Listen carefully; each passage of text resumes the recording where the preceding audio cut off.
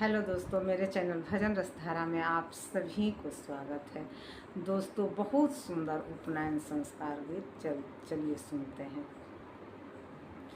मोरा पिछुआरा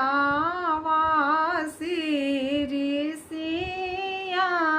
तलह रझहर कर आरे ठाड़ भैली कामनी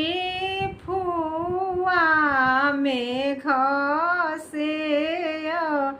रज कर आरे ताही तर खाड़ भैली कामनी फुआ मेघ से रज कर मेघयाजू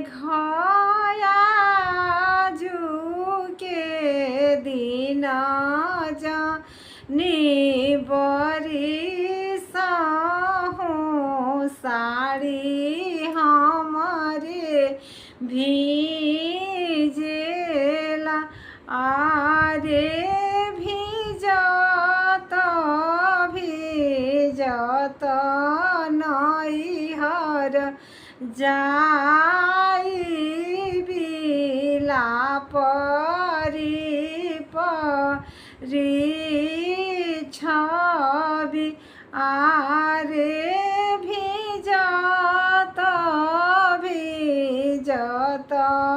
नैहर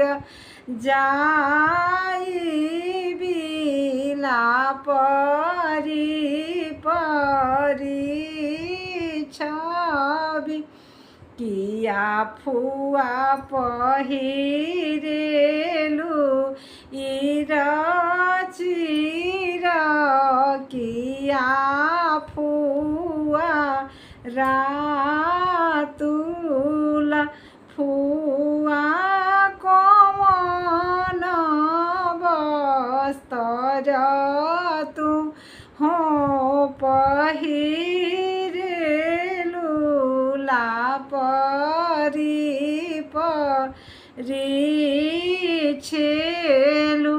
नाही बाबू पहिरिले चिर नाही बाबू रातुल बाबू पियर बस्तर हम पहिरबिला परी छवि बाबू पियर बस्तर हम पहिरबिला परी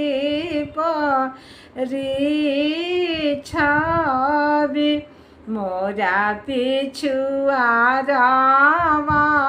सिरी सिया तलह रझहर कर आरे ताही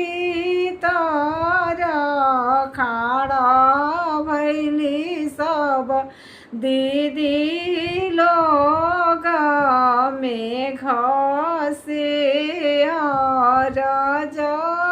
कर मेघयाजू के राती जानी बरी सहूँ साड़ी हमारे भीजेला आरे भीजत नैहर जाई परी छवि किया दीदी पहिरे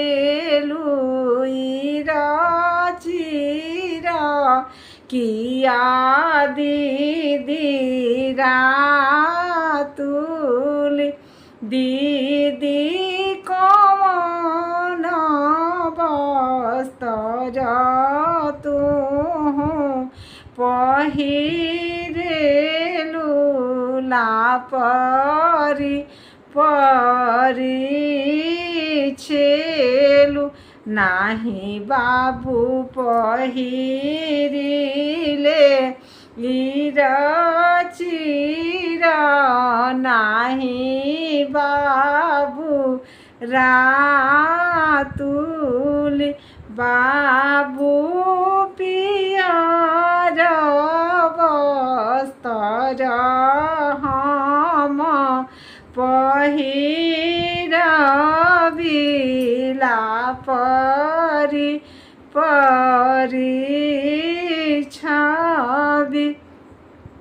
कैसा लगा दोस्तों आप लोगों को उपनयन संस्कार गीत? अच्छा लगा हो तो कमेंट बॉक्स में एक बार जय माता जी जरूर लिखिएगा। फिर मिलते हैं कोई अच्छे से अच्छे भजन के साथ, तब तक के लिए नमस्कार।